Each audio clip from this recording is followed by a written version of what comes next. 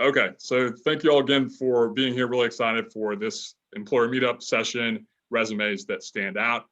We have a great panel here for you today, and I'll have them introduce themselves now. And Chelsea, we'll start with you. Awesome. Hey, y'all. My name is Chelsea. I work at Capital One. I've been at Capital One for about 4 years on our campus recruiting team the full time. So started doing analyst recruiting, enterprise recruiting, so think finance management, design, all that good stuff, and then moved into tech recruiting. And in my role now, I actually manage all of our strategic partnerships and events at 7 schools in the region. So have the honor to work with UNC, but also work with kind of schools across the Mid-Atlantic Carolina region. So I'm super excited to be here. Thanks for having me. Awesome. We also have Charlotte Thompson as well. Hello, everyone. My name is Charlotte, and I am a campus recruiter with Maximus, which is a professional services company based out of Reston, Virginia. Our mission is helping government serve the people, so we help with health and human services projects, most recently a lot of contact tracing efforts across the US and in 7 countries worldwide. So that's my day job, but also I am a May 2020 UNC alum. You see my little tassel there, my only piece of graduation since none of us had it in person.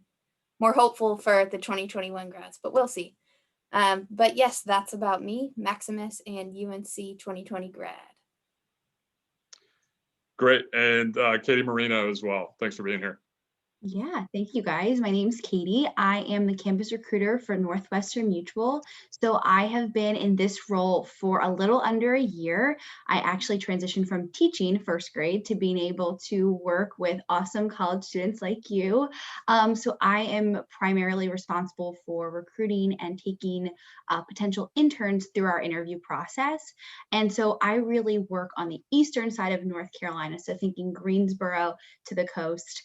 We have offices nationwide, but that's really where I'm responsible for. And yeah, I'm excited to be here today. So thank you. Absolutely. And we'll stay with you, Katie. So as we kick off, let's talk about why a resume is important and what role does that resume play in the application process?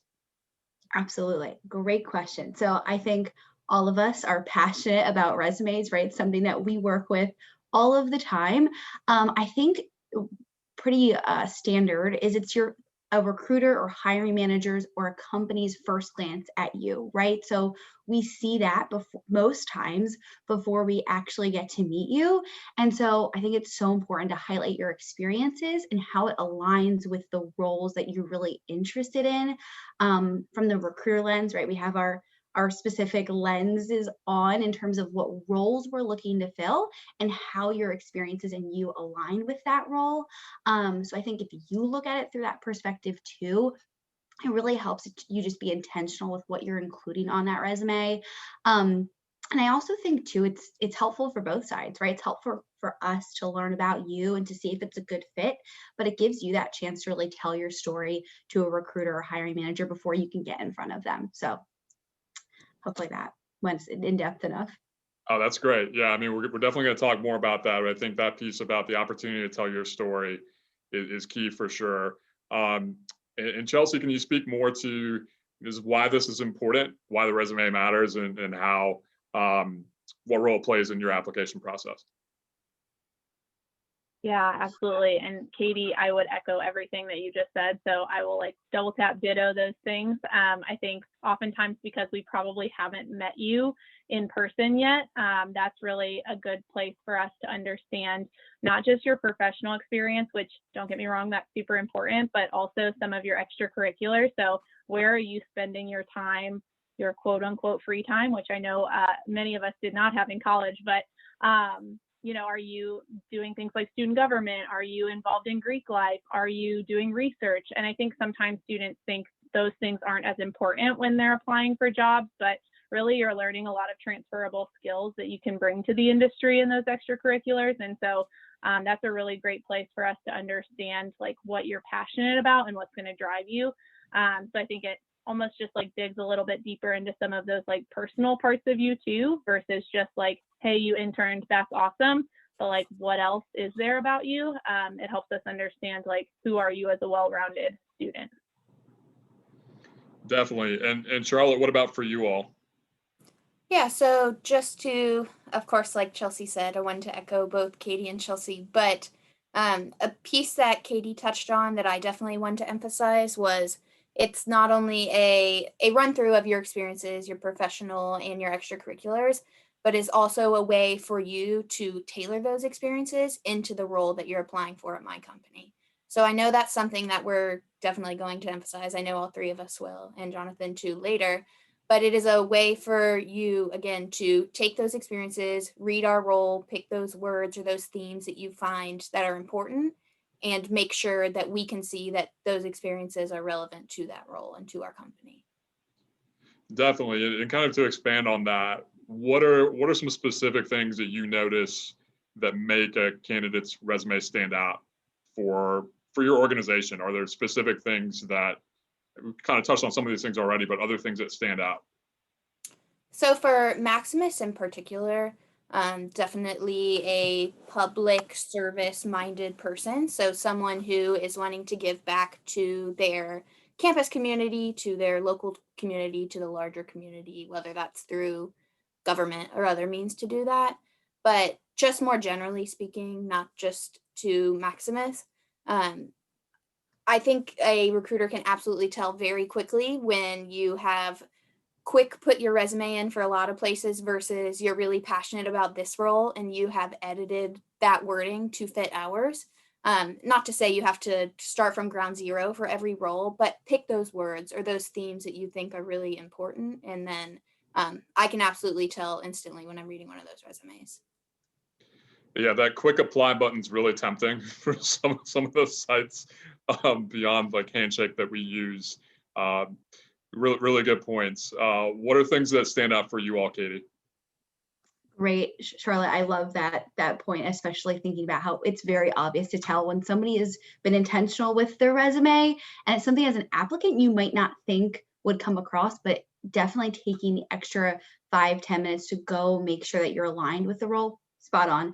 I also want to echo what Chelsea had mentioned when she first was speaking about that work experience. I think often, whenever back when I was in school or talking to candidates, I always felt timid. I'm like, well, I don't have professional experience yet, or I just waitressed, right? Or nannied or worked, you know, as a lifeguard. And I thought that those experiences weren't important, but they are so important. Those beginning work experiences, highlight them, because like Chelsea mentioned, that's where we can understand you have work experience, you have time management, right? You've been an employee, you worked on teams, and dig into that, right? Like, don't just list it. Talk about your role. How many people did you work in a diverse environment? Were you collaborating with teams? So don't minimize those experiences because they really tell a large part of your story too. Definitely, really good point. So something that's standing out so far is the fact that you really want to tailor your experience to the specific organization and the position. What about for you all, Chelsea? Are there things that stand out, or even notable memories from resumes that you went, yeah, that's what we're looking for? Yeah, so the interesting thing is just that we have 9 campus job families, so a lot of the like hard skills will be dependent upon which job family you're interested in, which I'm sure is very similar for others. But I think when I kind of think about the transferable skills, like communication is super important for us because all of our teams are cross-functional. So even if you're interested in technology, you have to be able to communicate with like business leaders or folks in finance. So seeing those extracurriculars or leadership experience on your resume. So were you an officer in an organization? Were you the president of an organization? Like those things to us, like we can see you probably gain some like teamwork skills, you gain some communication skills and some of those transferable pieces there. So I think the resumes that I've seen that are really strong, like they're highlighting some of those transferable things outside of just like the hard skills that they may need for the role that they're looking at. The other thing that I have seen that's like super unique is I feel like people have different opinions on like the personal interest part of a resume. Some folks have, and I've seen some that have like super cool, like really unique experiences and hobbies. And so my preference is like if you have something really unique to you that you're like super excited about, passionate about, put it on there. In the personal interest, the one that comes to my mind when I first started recruiting, there was a student who had like been on safari in Africa, and they put that on their resume, and I will literally never forget that resume, probably like the rest of my professional career, because it had nothing to do with the job they were applying for, but it was just a really cool like conversation starter. You know, tell me a little bit more about your safari in Africa. So if you have anything unique like that, if you know, I don't know, are a musician, or if you really like the home edit, like I'm really into the home edit right now, and I'm trying to like home edit my life. And so like having some of those things are just really unique kind of conversation starters that a recruiter can pick up on, and almost makes like a personal connection too. That's a really good point. I think for folks who have done study abroad or things like that as well, I can say that pretty much every interview I've had, folks have asked me about international experiences.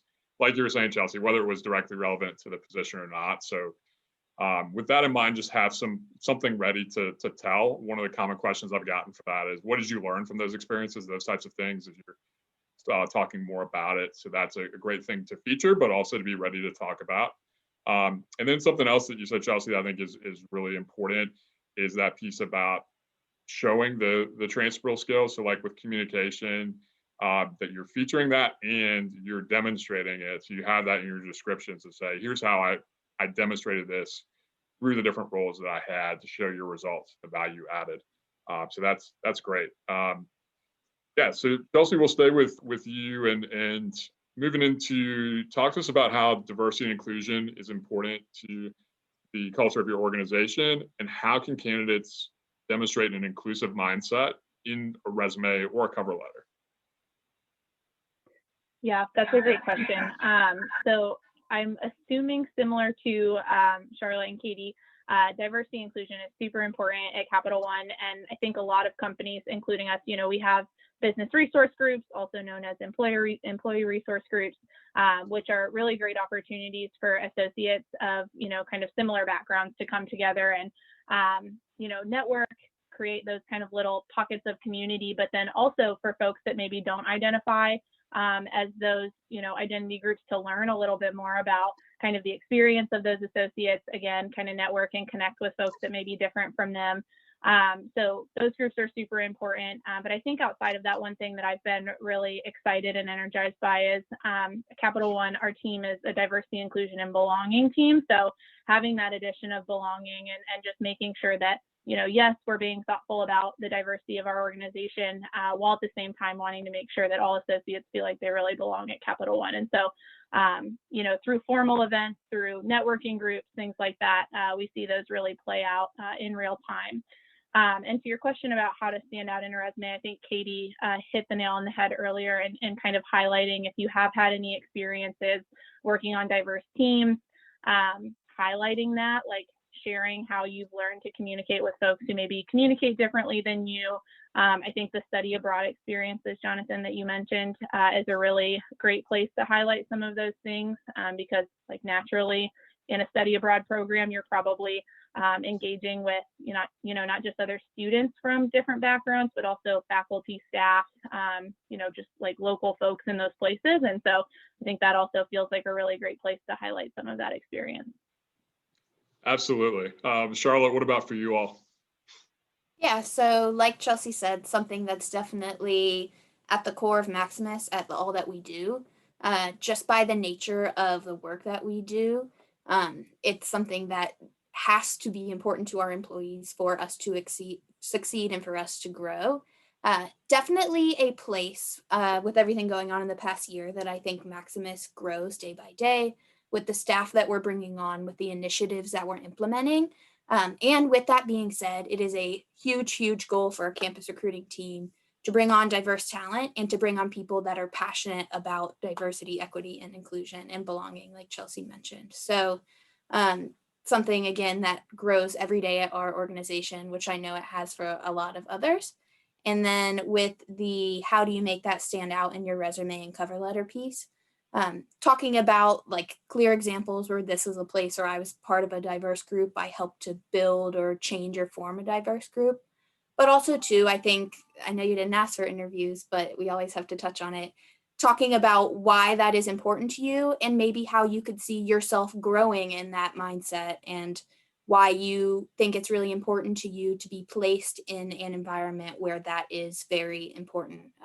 Definitely something that we as recruiters will note and remember. Absolutely.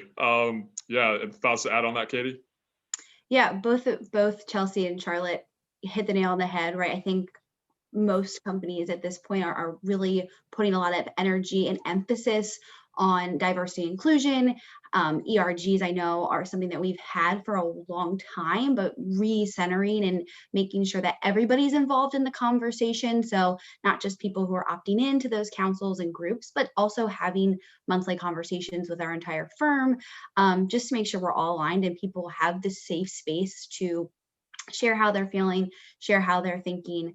And something that we've been trying to implement is bringing our interns into that experience too. And I think from a candidate perspective, you guys have such a unique perspective. And so, right, how can you bring that perspective to your employers and highlighting that in a cover letter, right? If this is something you're passionate about, what experience do you have? But also, where do you foresee yourself fitting into that picture within the organization, and really leaning into that, because I think that's an area in which companies want to grow and really embrace that fresh perspective that you might have. So I would say definitely think outside the box and don't be afraid to highlight that in your cover letter if you do have experience or if it's just something you're kind of forward thinking about too. Definitely. And something else that I'll add is that at UNC, there's a lot of different trainings you could take part in as well. Things like Safe Zone, Green Zone, mental health facilitator training. So there's a lot of different kind of experiences, information you can gather in just continuing to build your inclusive mindset and competency when working with folks who are different from you. So those are some great ways to show that in the resume, and then also just to for your own education and growth too.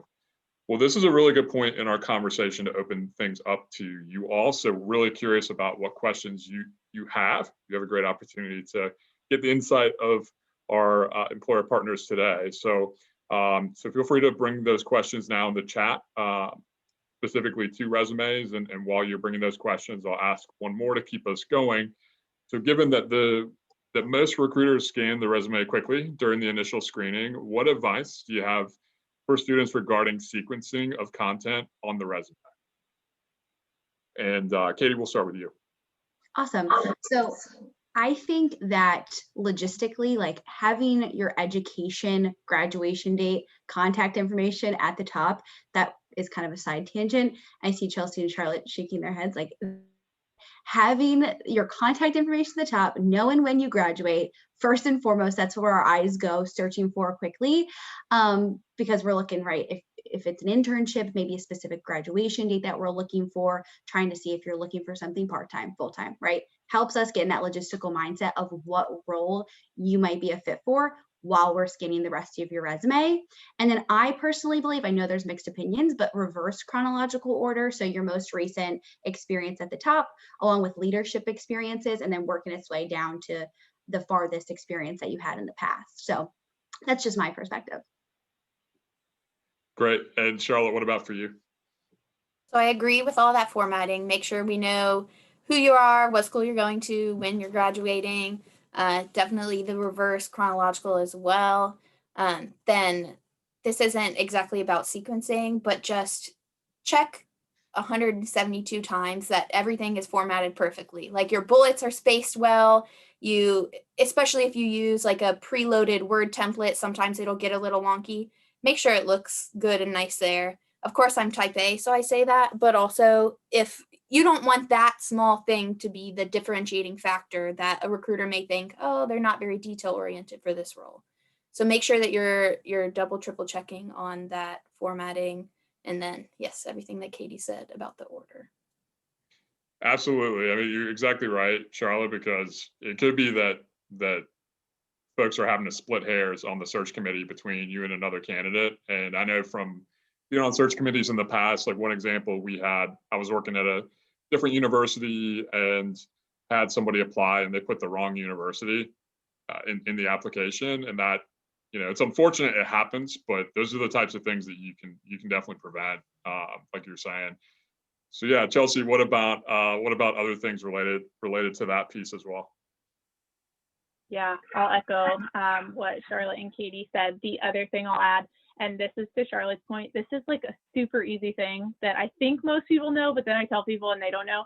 If you save your resume as a PDF, even if you write it in Word before you upload it to whatever website application it is, then it will look exactly like it looks to you. One thing people don't know often is if you upload it in a Word doc, without you knowing, sometimes it like changes the formatting. So if you aren't already submitting in PDF form, that's a super easy thing to do, but make sure you're doing that. I also think like one thing that is really helpful for me is seeing like your job title. Just like usually what I really like, and again, it's all personal preference, is like your job title in bold, followed by the company name, followed by how long you work there, the dates that you work there, like then your bullets underneath, because it's helpful for me. Like if I'm looking to fill it like a software engineering role and it says like software engineering intern, like immediately I'm going to be like, oh, they have some experience in the type of work that, I'm looking to fill. So sometimes just like including the actual job title is really helpful. Awesome. So we have our first question. So is extracurricular usable section header, or should it be something like activities? Or does it really matter that much? My And I'll personal leave that up to- resume yeah. says Go ahead, Charlotte. extracurricular activities, so I guess I'm good with both. Yeah. I think it's, Same. I was gonna say, I think it's up to you. Like, I think those distinguishing, right? Like maybe work experience, professional experience, and then whatever that other category is, if it's like campus involvement, activities, extracurriculars, I think as long as there's a distinct heading, we will be able to figure it out, hopefully, right? Definitely, yeah. So there sounds like there's a lot of flexibility there, and it also might depend on the position you're applying to, right? Because let's say there's a position that really is highlighting leadership experience, so you want to have that section. You could call it, I've seen leadership and community involvement, the really inclusive category that captures a lot of different things. So that could be your activities or your extracurriculars. So think about that from that standpoint. And I think as you go through your career as well, because you may start out with sections that are like experience or related experience, which is flexible, which is nice because your most recent position may not be your most relevant, so you can shift things around. But let's say you're like, for my position, I might say career coaching experience. So I have something really specific, back to Chelsea's point, that okay, now I can see, I know exactly what I'm looking for. So you make it really easy for the person scanning through your resume. Yeah, so that's a really good point. And then where does contact information go in the cover letter? Does that really matter since you already have the contact information, or thoughts on that, and just open that up to the three of you? I personally think it's good to have an easy way to contact you, very visible on every document you ever submit, even if it's a writing sample or a reference or whatever. Of course, we're in the virtual world, so normally it's just stored in that one application, but especially if I'm printing that off in person and maybe a little piece of it goes off, even if it's the second page of the same document, I would create a header or just something at the top that shows this is my name, email, phone number. You don't need like your full address and United States, Earth, Milky Way, but just make sure I can contact you. Yeah, I completely agree, Charlotte. Like putting it in a header, great standard. I also like at the bottom too, in maybe your closing paragraph, just having your email somewhere in there. So make it as easy as possible to be contacted, right? Our eyes are, if we think you're a strong candidate, we want to know exactly how to get to you. And so highlighting that in a couple different locations, I think could never hurt. A good point too about you don't necessarily have to put address, because folks are going to contact you by email or phone, but primarily email a lot of times. So either one of those two. So have both of those in there. Yeah. Do you tend to gravitate towards resumes that have more experience with less details, or a resume with a smaller amount of experiences that go in much more depth about what they did? And Chelsea, we'll give that one to you. Yeah, that's a really great question, Olivia. And I think it really depends on the student. Like, don't feel like you need to fabricate experiences because you want to have a ton of things on there. I think it's like, if you don't have a lot of experience, like, that's okay. That's where you have a little bit more flexibility to include extra bullets because you have the space to do so. But if you're someone that has a ton of experiences and they're all really relevant to the roles you're looking at, or they really demonstrate those transferable skills, I'll share like my personal experience. I had a ton of things that I did in college. And so like I had to kind of pare down a lot of like how many bullets I could have because I was just running out of space. So that's where I would say, like, if you do have a lot of those experiences and you feel like they're all relevant, try as best as you can to fit them on there, which oftentimes means like maybe you only have 2 bullets under each or 3 bullets under each. But if you don't have a lot of experience, then you have a little more flexibility to expand upon the experiences that you do have. I do think like as you gain experience, that's probably more relevant to like your long-term career goals. Like for me, I've had to like knock some of those things off my resume just because I've been like working now for a while. And so I want to make sure I'm like capturing the things that are really relevant for like my professional growth. But when you're first starting off, if you have a lot of experiences and just a couple of bullets under each, I think that that's totally fine. Definitely. Charlotte, other thoughts about that? So I think this is a good time to say something that I came in knowing that if I could only say one thing this whole session, it was this. And it was something that blew my mind, and kind of like the thing Chelsea said about submit a PDF, like it won't be edited if you submit that. This is something I think you should always think about. Not every bullet point that was in the job listing of requirements when you applied for a job needs to make its way onto your resume, right? So like if those requirements were, there was a list of 5 requirements, you don't just copy and paste those and put those on your resume. If it's only 2 bullets that relate to those, but you're able to quantify them with numbers and talk about why they're directly relevant to that role, then just have those 2 bullets. And I think as you become more experienced with resume writing, it's absolutely a skill. Don't beat yourself up. It's something that's very hard and is not just intuitive. As you become more experienced, you'll be able to more quickly see this is a bullet I should include, this is a bullet I shouldn't include. So I think it will depend, but Olivia, to directly answer your question, I would tend to lean with a resume with a smaller amount of experiences that really go in depth, especially if that depth is something that is showing me why you'll be a great fit for that role you're applying for.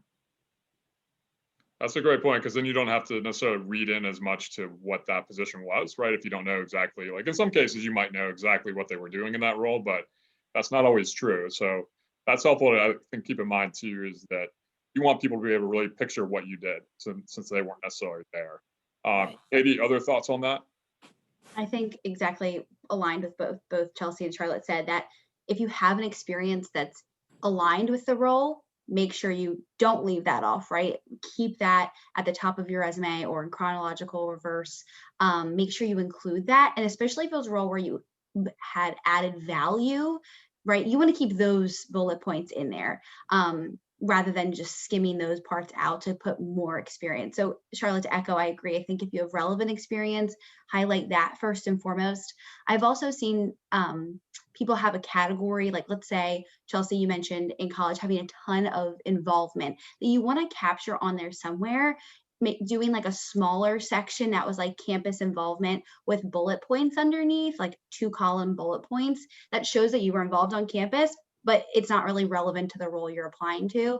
I know with my own personal resume, I'm like, this is really important to me. And so it's hard to take stuff off. I get it, but you don't need to go into depth about those roles. Just seeing you were involved on campus is usually enough. So just something I've seen that I thought was a great way to kind of navigate that skimming process without totally eliminating that experience too. That's a great idea. And in addition to that, because I'm that way too, Katie, where it was hard for me to be like, I don't know if I can get rid of this. Yeah, I want to keep it. And so I was given advice to have a master resume, which really helped me a lot, because that's like your storage space. So you can have everything on there. And there have been some cases where I've gone back to other experiences that I've done in the past that maybe I didn't think I would do again. And then I have that, right? So that's your storage space. You can bring that out as you need it. So that's a good strategy. And I'm curious, as we're talking about this depth of experiences, a question that comes up a lot is how long should the resume be? Like, is there a limit? What does that look like? Katie, what are your thoughts on that? My go-to is always one page. I think it's pretty standard. I know certain majors are a little bit more lenient. Like I had mentioned, I was in education in school in my undergrad, and that was 2-page standard. So I would say 1 page is standard. If you're going to have 2 pages, if it's for a major, or I would say again, making sure the things you want the recruiter to see are on that first page near the top, because if they're just looking, they're only going to look at 1 page, and you don't want something really important and relevant to be on that 2nd page and not be seen. So safe bet 1, if you got to do 2, make sure that you wouldn't be sad if they didn't see the stuff on the 2nd page. Yeah, Chelsea, Charlotte, do you all agree with that? Is that Mhm. what you've seen too? Yeah. And I think it Yeah. does depend, right? Like, so there may be cases, like let's say if you go to graduate school, you may have, it may be difficult to only limit it to 1 page depending on what you're doing. So that may change, I think, knowing your industry, right? So that's like going to sessions like this, going to information panels where you can hear from the organization about what they look for in the application, I think is really helpful. So that's great. So what about including long-term projects and initiatives that you've uh, started under work experience, even if you didn't directly work for an employer? So let's say, I'm thinking like if you have your own project that you're working on, maybe like a investment portfolio or something like that that you did on your own, is that something that would be worth listing on the resume? Chelsea, I see you nodding. Yeah, I was gonna say I can start. Especially, I mean, that's dependent on role for sure, but especially like in tech, that's a place where people are working on personal projects as like a large majority of their like portfolio, like work experience. And so I would definitely say if you're doing personal projects in the tech space, or really any personal projects, including that. One thing I've seen is folks that are interested in like graphic or like graphic design, user experience, they'll include a link to their like digital portfolio on their resume, which I think is really cool, because it gives you, like as a recruiter, it gives you firsthand knowledge to see like, oh, what have they been spending their time doing and working on. So absolutely love when I see personal projects. I also think it speaks to like you are investing in your like professional growth outside of school, and maybe if you're working part-time or whatever. So I always really enjoy seeing personal projects on there. Right.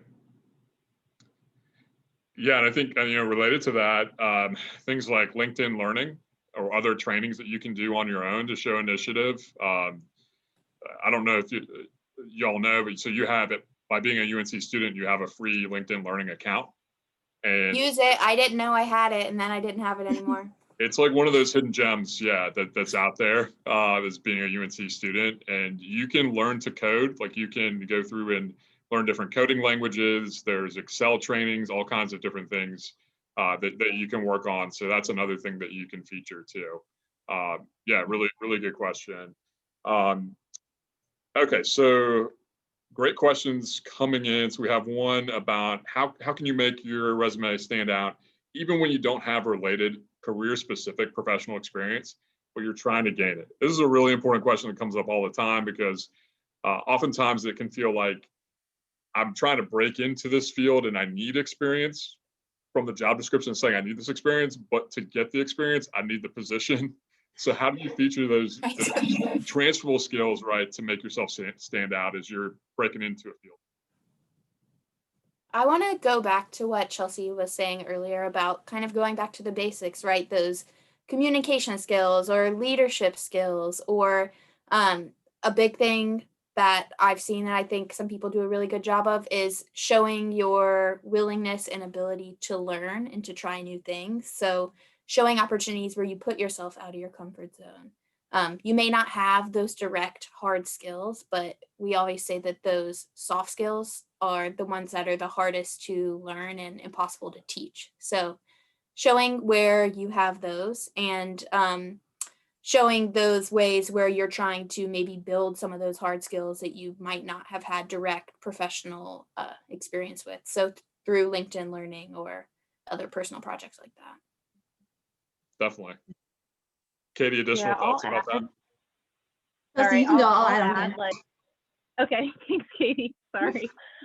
If you have worked a part-time job, I feel like that is one of like the most, from a student perspective, they think it's not as important as it is, but it teaches so many like skills around like time management. Obviously, you're balancing school, a job, social, whatever. And so it teaches a lot of those skills that we're looking for, just from like a professionalism standpoint. So like I worked at Target when I was in high school and college, and like I just worked a normal part-time Target job. But like you learn a lot about like what does it mean to be a professional like employee from those part-time jobs. So I think that's one that folks are like, well, I worked as a sales associate and I'm interested in like analytics, and those things are not the same. But it's like, yes, but you have this professional experience that a lot of folks don't have because they haven't worked a part-time job or needed to like be at an office at a certain time, and so definitely highlighting some of those things I think is really important. Katie, I will throw it to you because I know I jumped in right when you did. No, that's perfect. Great minds think alike. I was going to say something very similar in the fact that I think you're your toughest critic. And so just giving yourself grace, like we also know that if you are in college, you're trying to get that experience, right? We understand that, we know that. And so highlighting those work experiences that are going to teach you things that we hope you come in with, right? Those soft skills. And then also, Charlotte, this went back to your point too, but if you're wanting to break into a certain industry and there's ways that you can do learnings online, like Excel training online, put those in there, right? Because that shows us you're committed and you're a self-starter, you're a learner, and those are things that employers value so much. So include those and don't be afraid to lean into those and highlight them because they're super important. And then again, we know you're a student, so any experience is a good one. Definitely. And just to add to that, so like if you're involved in athletics at UNC, that's another area where there's a ton of transferable skills. Just think about communication, whatever sport you're playing. If you're on defense, you have to talk to each other, know where you are, where you're supposed to be, the time management, all those things. And then leadership at UNC in different capacities, right? Student organizational involvement. I hear a lot from students and employers that being the president of an student organization at UNC is a little bit like running your own nonprofit. Like that's the level of skill set that you get. So definitely, I think sometimes, especially here, I found that folks feel like, like you were saying just now, kind of self-critical or like, I don't see that really standing out, but that's where you can get feedback from us. Cause I will tell folks every day, like y'all make me feel like I need to step it up because of your resumes and your experience. And so sometimes you don't realize all the things that you're doing. I think that's really important to just point out too. Reagan asked a really good question about style in the resumes. Do you prefer a more black and white resume, or maybe one that has some color and is more visually engaging, or does that matter? I would personally say it's going to depend on the job that you're applying for. So I see the next question is relating to UX UI and like a more graphic design UX type job. With those, definitely put those colors. But I would say personally, I know Chelsea likes home edit and they like everything rainbow, so maybe she'll like something different. But I would say personally, I normally tend to prefer a more black and white and organized resume, one that is easy to read. I'm not going to give you extra points because you picked the best Canva template. So I'd say stick to the basics, make sure it's formatted really well, except if you're going into a more creative field like graphic design, journalism, UX, UI, that kind of thing. Yep. 100% same. I think keep it simple. You want to highlight your experiences more than a template. And I think a lot of times the colorful ones, right? Like they're appealing, but they take away from the room on the resume to highlight you. And so I think that's something that you don't look for. I think a plain black and white resume is appealing because of your experiences. But again, yeah, like Charlotte said, if it's something where you're in a major that feels more aligned with that design and creative component, then more power to you. I think then lean into that. but within reason, of course. Make sure you can still read and navigate everything. Yeah. But it can have its own little flair, or kind of make it like a package with your cover letter, like make sure they have kind of the same theme, the same colors and whatever, but within reason, of course. And Charlotte, another thing too is all right, I forget if it was Charlotte or Chelsea. One of you mentioned about like if you're in a major where you have a portfolio online, like maybe lean into that to express and to showcase your work. I would say, if you're worried about that not coming across, put that somewhere in your cover letter or in your resume too, especially if that's something you want to highlight. That's a really good point. And you can do that right at the beginning in your contact information. You can add, like, let's say you have a GitHub, or maybe you want to feature your LinkedIn profile, because the nice thing with LinkedIn is you can attach media and other things that you've done. So that's another great way to feature that.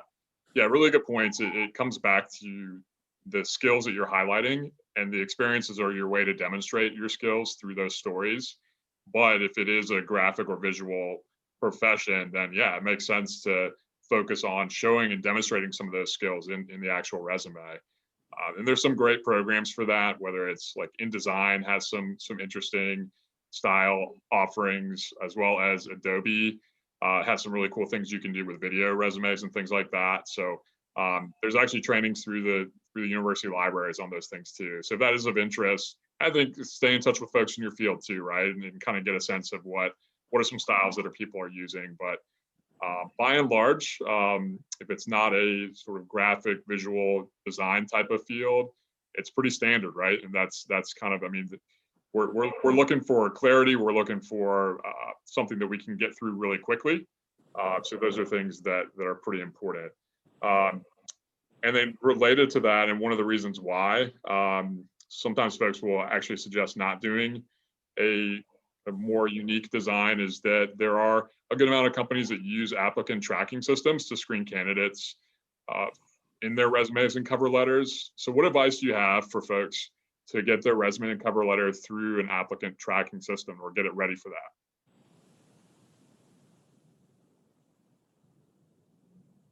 I don't want to step on anyone's toes, so I always wait to talk. Go for it. At least in my 6-7 months I've now been with Maximus, I haven't actually used an ATS to go through. I go one by one and read your resumes. But let's see. Yeah, I guess I can't speak on it because we don't do that. So just make sure that it's easy to read and easy for me to see the relevant information, since I'm a human being doing it. Same with us.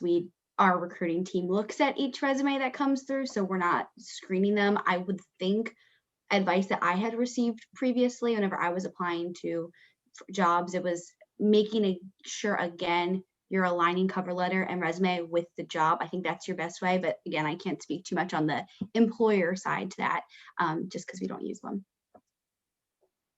Yeah, we also don't use an applicant tracking system. Our recruiting team goes through all of our resumes like as human beings. The couple of points that came to my mind would just be, and this is more like just even with humans reviewing them, one thing it's really important to be familiar with is, like, dependent on company, the basic qualifications that you see on an application usually are hard and fast. And so, if, like, for us, it's like a certain grad date, if you have to fall in this grad date to be eligible for this role.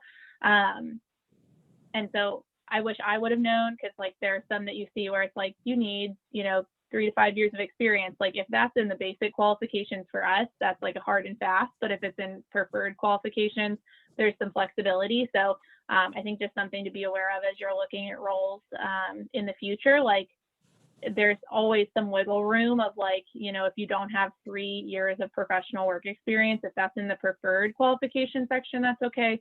But just, being thoughtful about what's in the basic qualifications, and knowing probably every company is a little bit different there. So it'd be a great question for recruiters too.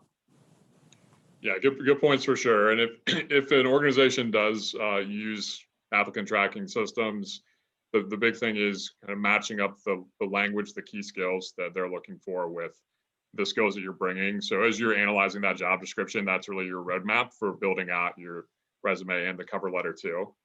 Since we have a few more minutes, sometimes I think a cover letter can be a little bit mysterious in terms of, like, what do I actually what do I put into that? But there's really a pretty specific formula that you can use. So Katie, what are your thoughts on why the cover letter matters and what do you look for in the cover letter? Great question. I think the cover letter is super important. Again, I think your resume does a great job at telling your story, but your cover letter is kind of like that link between your experience and, again, the role. So I think personalizing a cover letter for every job, I know that's sometimes a pain in the butt, but you can have like a intro that's pretty basic, but then that meaty part of your cover letter, you want to make sure you're highlighting how you are a good fit for the role and any kind of story experience that you can really hone in on and dive into. That's what I really look for whenever I go through cover letters. It's really that alignment piece for me. Definitely. Charlotte, what about for you? So I want to hear about this formula that you speak of, Jonathan. I feel like you're going to enlighten us, but something that I did with my cover letters, first advice with cover letters is take a deep breath, sit down, just get some stuff on paper and then do that. Cause it's really hard to, when you feel like you need to say these exact words, these exact sentences, I feel like you'll get nowhere. But the way that I have gone about my cover letters is I picked 3 themes that I thought were very important in the job descriptions of those roles. So if they emphasize adaptability, if they emphasize leadership, if they emphasized a team-oriented nature, whatever it was, I pulled out those 3 themes that I thought were important and then used 3 specific examples or a few sentences to explain how I did well with those themes that I found in the job description. So that's the way that I went about cover letters that I found made it easier for me to sit down and actually do it because then I had a clear roadmap of how I would fill it out. That's great. Yeah, Chelsea, other thoughts on that? Yeah, so this may be an opinion that is different from others, and again, shows every company is different. We don't really look too deeply at cover letters. So usually when students ask me, like, do I need a cover letter? For most of our roles, at least in campus, it's not necessary. The one place where I tell students it's helpful is if you have like a lower GPA than you want because maybe you started as like pre-med and then you moved into business or, whatever, if you had some sort of like mid like career switch in school and you want to kind of share like why your GPA is lower. That's the one place where I've seen students really do a great job with their cover letters and kind of sharing that story. But it's also a really great question for your recruiter, like ahead of time when you meet employers at career fairs, when you meet them in like one-on-one coffee chats, asking them like, hey, is the cover letter necessary for you? Because for some folks it may not be, and for others it is. And so you would want to spend a little bit more time writing out those that like are necessary versus the ones that aren't. And the other thing I will just really quickly add to Katie's point, when you go to personalize them, please make sure you edit the name of the company in the cover letter, because I have seen where students will drop a cover letter and I'm like reading through it and they'll put like, I'm so excited to work at insert company here that is not Capital One because they didn't edit it. So that's just like an attention to detail thing that has like a really, really big impact on how you're showing up if you did not change that. So it does, and it's so easy to have happen. So just make sure. Yeah. I think it is helpful to have. You can use like a buddy system if you have other people who are going through applications too, to check each other. Extreme example of that. So for a position actually here at UNC, I reviewed one time that in the cover letter they said, "I'm really excited to contribute to the Duke community." I was like, oh man, I can't overlook that.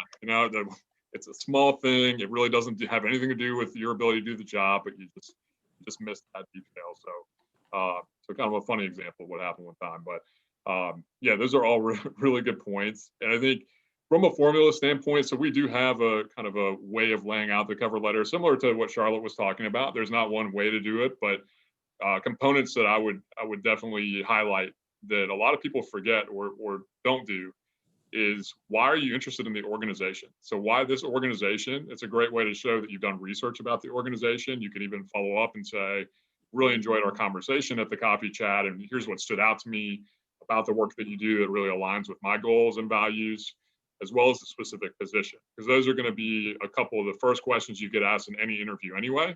It's a huge piece of what people want to know is not only do you have the skills, but you're motivated to do the job. So I could be really good, but if I don't care, that's not a really good combination.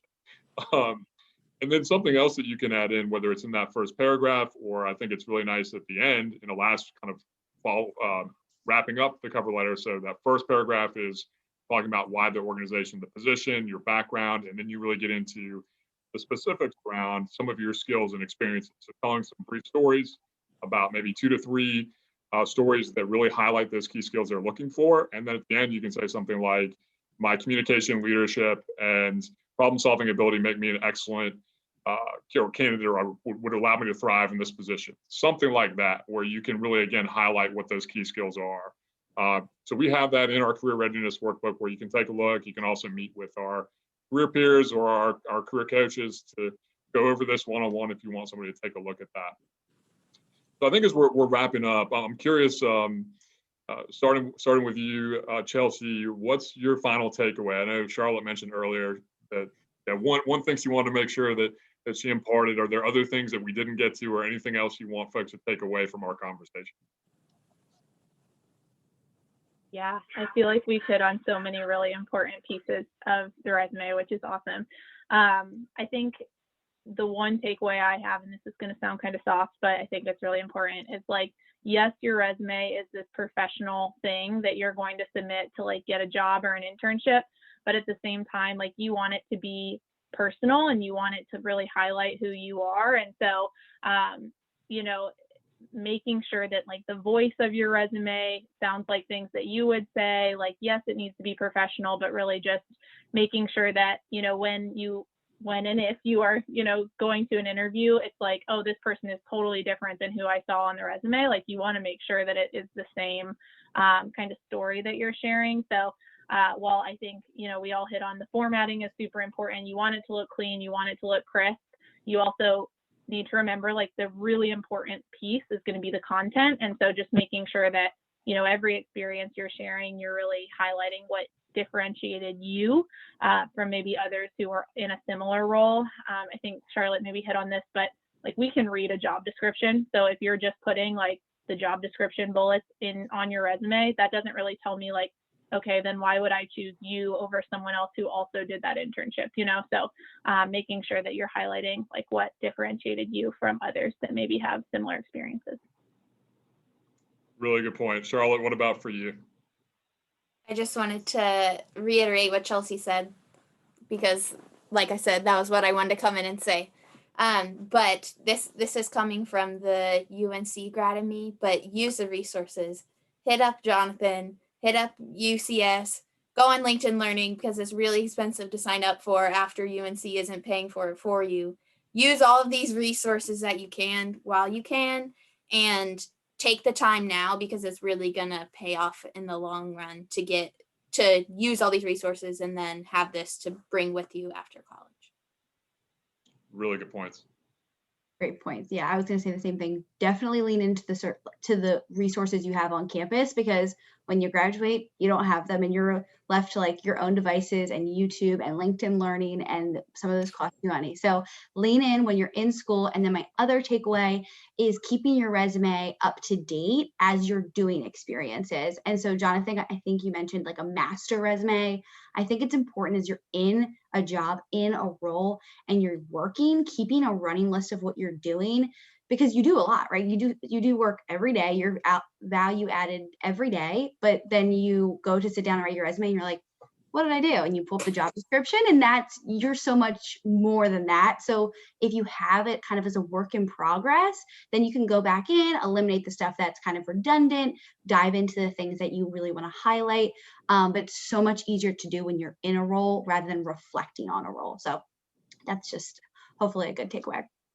That's a really good point. I think one that the career coach in me is excited about, because it's like you said, it's much easier to reflect while you're in it and think about, you know, what are those things that are energy giving for you that you, at the end of the day, you were just charged up about, or other days where you were just drained and what was going on. and start to parse through the different things that could be related to different strengths and skills you were using. It could be related to the work environment. So those I think are helpful from just like a planning standpoint of getting into like, do I like this or not, right? What are those things that go with that? As well as then in an interview, I've been asked questions before, like if you could only have one part of your job, you could only do one part of it. What's that part, right? So you're going to be asked to prioritize what's most important to you. So that's a way to start to think about that now. So great conversation today. Thank you for all of the great questions as well. I've just put the survey in the chat, so please fill that out. We appreciate the feedback from you all because it helps us to continue to refine these conversations as we go forward. But yeah, again, really appreciate all the great questions today. Thank you again to our panelists. That was fantastic. So helpful to hear from you all, just from that side of, you see resumes and cover letters every day. So it's great to hear from you. And Charlotte, thank you as well for that insight as a recent alum. I think that's also helpful to just know what it's like now on the other side of things. So with that, I will end our recording and